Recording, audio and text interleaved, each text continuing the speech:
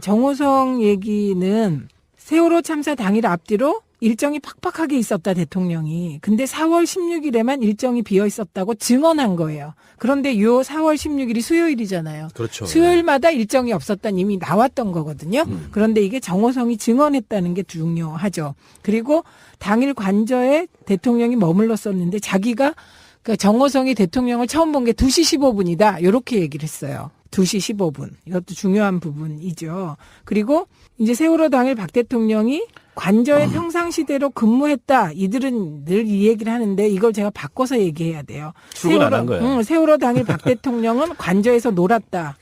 그렇죠. 예, 그래서 전화 서면은 본 거 봤는지 안 봤는지 모르겠고 전화로 보고하면 그냥 응응했다. 뭐 이 정도 얘기인 것 같고요. 미용사 얘기는 다 나온 바 있고 더 중요한 게 있었죠. 대통령이 누구하고 있었냐 이렇게 물어봤어요. 사생활이라 말할 수 예, 없다. 그 사생활이라 말할 수 없다가 다시 의문을 증폭시키고 있는 거예요, 지금. 그 관련해서 어제 JTBC가 단독 보도를 했는데 4월 14일이 그 수석비서관 회의가 있었고요. 15일이 국무회의가 있었고 그리고 수요일 날은 그래서 오전에 보통 일정을 안 잡는다고 합니다.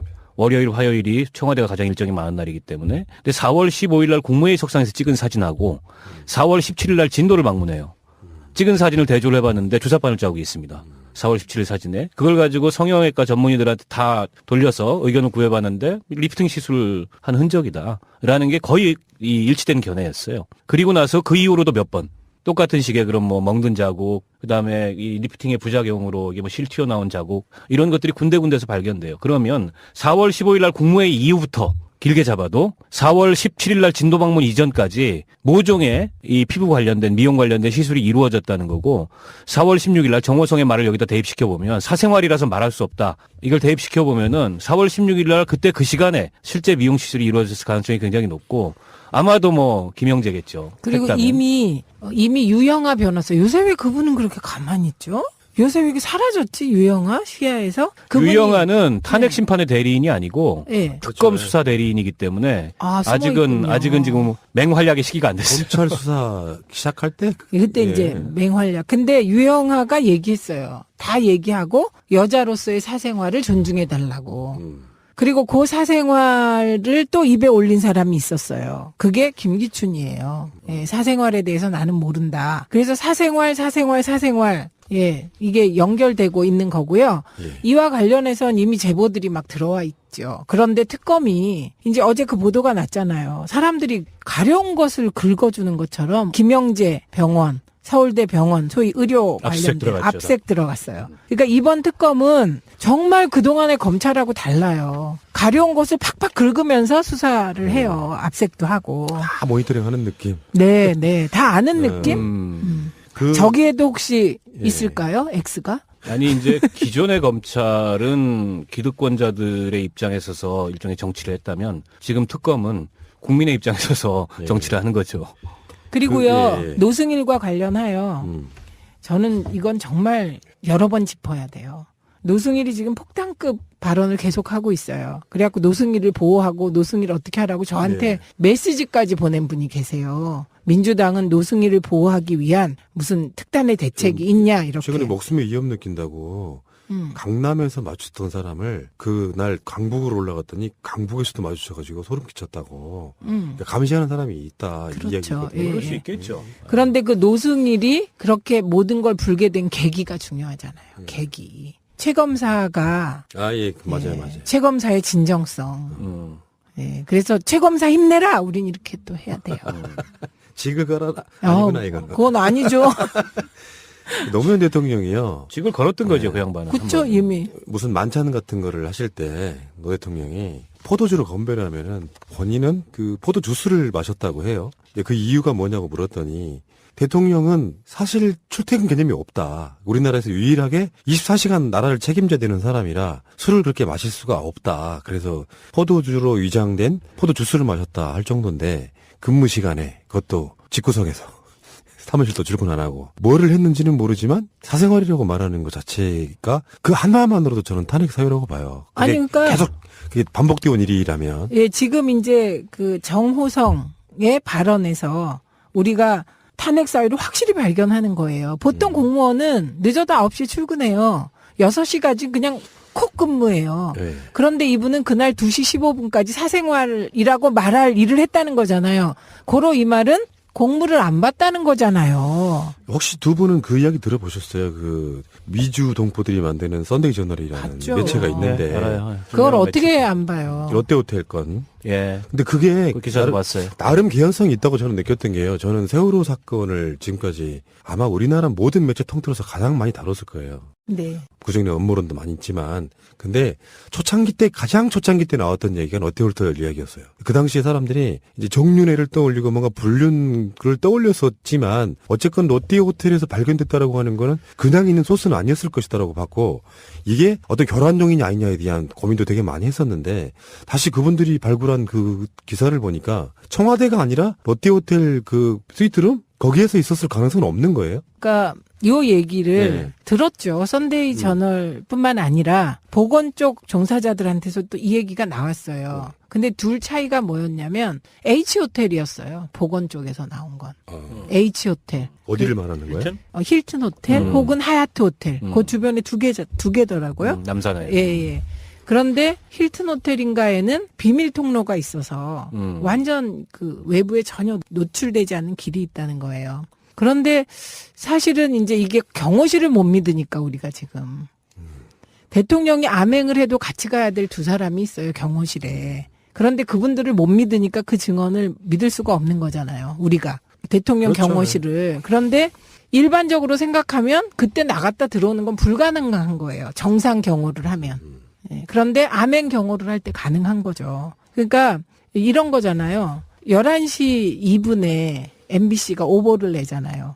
1분, 2분 그때 그게 전원구조 오보가 나오니까 사고가 났다니까 시술을 안 하려다가 전원구조 오보가 나니까 시술에 들어갔다. 지금 그 얘기예요. 요 얘기도 개연성이 있는 거죠. 그치. 예. 그런데 이미 시술을 하고는 그거 어떻게 할 수가 없잖아요. 그리고 다시 들어와서 정호성이 봤을 땐 매우 피곤해 보였죠. 이런 추론이 가능하다고 생각해요. 네. 그러니까 대충 얼개는 나온 것 같아요. 근데 사실 우리가 지금 망각하고 있는 게 어떤 호기심 때문에 그런 거지 수도 있는데 진짜 핵심은 뭘 했냐가 중요한 게 아니잖아요. 일 안 한 거요. 뭘 안 한 게 안 한 게 문제지. 중요한 거잖아요. 이 그거는 사건은. 이미 나와 있는 거고, 그건 이미 직무유기고, 그 있을 수 없는 걸로 나와 있는 건데, 이 중요한 건 두 가지 사실이 더 나오는 거예요. 하나는 2014년 4월 16일에만 그런 게 아니었다는 거예요. 그렇죠. 네. 처음에는 회의도 자주 잡고 그랬는데 대통령 되고 점점 시간이 지나면서 회의가 줄어요. 진짜 놀았죠. 네, 그래서 돌아가서. 지금은 아주 공인되게 놀고 계시고 월급 받고 예. 드라마도 실컷 아, 보시는 월급도 게 나갑니까? 아니냐. 탄핵당하면? 그럼요. 아, 열받네. 공무만 정지되는 거예요. 신분이 유지되니까. 예. 그리고 그거 하나. 그다음에 또 하나는 만약에 그때 시술을 했다면 이거는 뭐 국민정서법상 국민분노법으로 전환되는 거죠. 아니 국민정서법 분노법뿐만 아니라 어찌됐건 이게 이제 생명권 침해를 다루는 문제잖아요. 네. 헌법재판소에서는 결국은 부작위에 의한 생명권 침해, 마땅히 그런 국가적 재난의 앞에서 대통령이 적극적인 구조활동을 해야 되고 그걸 지시했어야 마땅한데 그걸 안 하고 그 시간에 뭐 피부 미용술을 받았다든가 내지는 공무가 아닌 이런 걸 했다면은 이건 바로 탄핵 사유하고 연결되는 거기 때문에 지금 특검의 그 7시간 행방에 대한 이 추적 수사 이게 굉장히 사실은 중요하고 지금 바짝 그 실체에 다가서고 있는 그런 상황이 아닌가 싶어요. 예. 정호성 얘기는 세월호 참사 당일 앞뒤로 일정이 팍팍하게 있었다 대통령이. 근데 4월 16일에만 일정이 비어 있었다고 증언한 거예요. 그런데 요 4월 16일이 수요일이잖아요. 그렇죠. 수요일마다 일정이 없었다는 이미 나왔던 거거든요. 그런데 이게 정호성이 증언했다는 게 중요하죠. 그리고 당일 관저에 대통령이 머물렀었는데 자기가 그 정호성이 대통령을 처음 본 게 2시 15분이다. 이렇게 얘기를 했어요. 2시 15분. 이것도 중요한 부분이죠. 그리고 이제 세월호 당일 박 대통령이 관저에 평상시대로 근무했다. 이들은 늘 이 얘기를 하는데 이걸 제가 바꿔서 얘기해야 돼요. 출근 안 한 거예요. 세월호 당일 박 대통령은 관저에서 놀았다. 그렇죠. 예, 그래서 전화 서면은 본 거 봤는지 안 봤는지 모르겠고 전화로 보고하면 그냥 응응했다. 뭐 이 정도 얘기인 것 같고요. 미용사 얘기는 다 나온 바 있고 더 중요한 게 있었죠. 대통령이 누구하고 있었냐 이렇게 물어봤어요. 사생활이라 말할 수 없다. 그 사생활이라 말할 수 없다가 다시 의문을 증폭시키고 있는 거예요, 지금. 그 관련해서 어제 전에 검찰은 기득권자들의 입장에 서서 일종의 정치를 했다면 지금 특검은 국민의 입장에 서서 예. 정치를 하는 거죠. 그리고요, 예. 노승일과 관련하여 음. 저는 이건 정말 여러 번 짚어야 돼요. 노승일이 지금 폭탄급 발언을 계속하고 있어요. 그래갖고 노승일을 보호하고 노승일을 어떻게 하라고 저한테 네. 메시지까지 보낸 분이 계세요. 민주당은 노승일을 보호하기 위한 무슨 특단의 대책이 있냐 이렇게. 최근에 목숨에 위험 느낀다고 강남에서 마주쳤던 사람을 그날 강북으로 올라갔더니 강북에서도 마주쳐가지고 소름 끼쳤다고. 그러니까 감시하는 사람이 있다. 이 그렇죠. 이야기거든요. 예. 그럴 수 있겠죠. 그런데 그 노승일이 그렇게 모든 걸 불게 된 계기가 중요하잖아요. 계기. 최 검사가 예, 맞아요, 예, 맞아요. 최 검사의 진정성. 예, 그래서 최 검사 힘내라. 우린 이렇게 또 해야 돼요. 직을 걸어라. 아니구나, 이건. 그건 아니죠. 노무현 대통령이요. 직을 걸었던 거죠, 그 양반은. 그쵸, 한 번. 이미. 무슨 만찬 같은 거를 하실 때 노 대통령이 포도주로 건배를 하면은 본인은 그 포도 주스를 마셨다고 해요. 근데 그 이유가 뭐냐고 물었더니 대통령은 사실 출퇴근 개념이 없다. 우리나라에서 유일하게 24시간 나라를 책임져야 되는 사람이라 술을 그렇게 마실 수가 없다. 그래서 포도주로 위장된 포도 주스를 마셨다 할 정도인데 근무 시간에 그것도 집구석에서 사무실도 출근 안 하고 뭐를 했는지는 모르지만 사생활이라고 말하는 것 자체가 그 하나만으로도 저는 탄핵 사유라고 봐요. 그게 아니, 그러니까 계속 그게 반복되어 온 일이라면 예, 지금 이제 그 정호성의 발언에서 우리가 탄핵 사유를 확실히 발견하는 거예요. 보통 공무원은 늦어도 9시 출근해요. 6시까지 그냥 콕 근무해요. 네. 그런데 이분은 그날 2시 15분까지 사생활이라고 말할 일을 했다는 거잖아요. 고로 이 말은 공무를 안 받다는 거잖아요. 혹시 두 분은 그 이야기 들어보셨어요? 그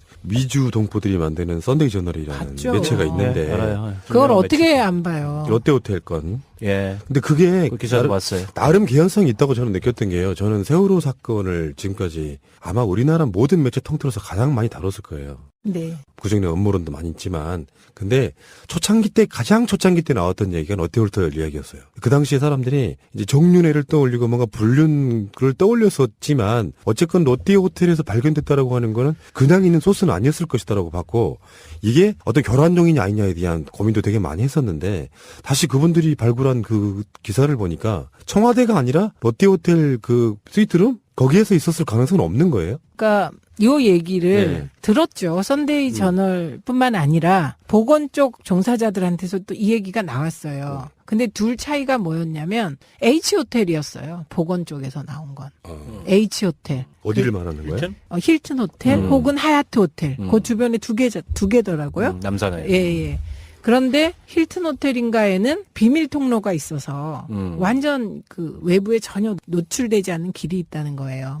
그런데 사실은 이제 이게 경호실을 못 믿으니까 우리가 지금 대통령이 이 일치된 견해였어요. 그리고 나서 그 이후로도 몇 번 똑같은 식의 그런 뭐 멍든 자국, 그다음에 이 리프팅의 부작용으로 이게 뭐 실 튀어나온 자국 이런 것들이 군데군데서 발견돼요. 그러면 4월 15일 날 국무회의 이후부터 길게 잡아도 4월 17일 날 진도 방문 이전까지 모종의 이 피부 관련된 미용 관련된 시술이 이루어졌다는 거고 4월 16일 날 정호성의 말을 여기다 대입시켜 보면 사생활이라서 말할 수 없다. 이걸 대입시켜 보면은 4월 16일 날 그때 그 시간에 실제 미용 시술이 이루어졌을 가능성이 굉장히 높고 아마도 뭐 김영재겠죠. 그리고 했다면. 이미 유영아 변호사 요새 왜 그분은 그렇게 가만히 있죠? 요새 왜 이렇게 사라졌지 유영아 시야에서? 그분이- 유영아는 탄핵 네. 심판의 대리인이 아니고 예. 특검 그렇죠. 수사 대리인이기 때문에 숨어 아직은 있군요. 지금 맹활약의 시기가 안 됐어요. 검찰 수사 시작할 때 그때 이제 맹활약. 근데 유영아가 얘기했어요. 다 얘기하고 여자로서의 사생활을 존중해 달라고. 그리고 그 사생활을 또 입에 올린 사람이 있었어요. 그게 김기춘이에요. 예, 사생활에 대해서 나는 모른다. 그래서 사생활. 예, 이게 연결되고 있는 거고요. 예. 이와 관련해서는 이미 제보들이 막 들어와 있죠. 그런데 특검이 이제 어제 그 보도가 났잖아요. 사람들이 가려운 것을 긁어주는 것처럼 김영재 병원, 서울대 병원, 소위 의료 압수색 관련된 들어갔죠. 압색 들어갔어요. 그러니까 이번 특검은 정말 그동안의 검찰하고 달라요. 가려운 것을 팍팍 긁으면서 수사를 해요. 압색도 하고. 다 모니터링 하는 느낌. 네.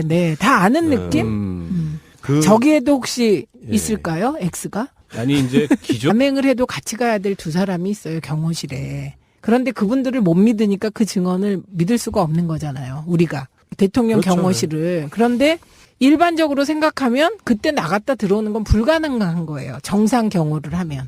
예, 그런데 암행 경호를 할 때 가능한 거죠. 그러니까 이런 거잖아요. 11시 2분에 MBC가 오보를 내잖아요. 1분, 2분 그때 그게 전원구조 오보가 나오니까 사고가 났다니까 시술을 안 하려다가 전원구조 오보가 나니까 시술에 들어갔다. 지금 그 얘기예요. 요 얘기도 개연성이 있는 거죠. 그치. 예.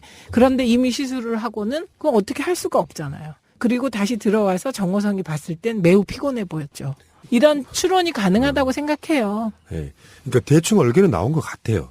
근데 사실 우리가 지금 망각하고 있는 게 어떤 호기심 때문에 그런 거지 수도 있는데 진짜 핵심은 뭘 했냐가 중요한 게 아니잖아요. 일 안 한 거요. 뭘 안 한 게 안 한 게 문제지. 중요한 거잖아요. 이 그거는 사건은. 이미 나와 있는 거고, 그건 이미 직무유기고, 그 있을 수 없는 걸로 나와 있는 건데, 이 중요한 건 두 가지 사실이 더 나오는 거예요. 하나는 2014년 4월 16일에만 그런 게 아니었다는 거예요. 그렇죠. 네. 처음에는 회의도 자주 잡고 그랬는데 대통령 되고 점점 시간이 지나면서 회의가 줄어요. 진짜 놀았죠.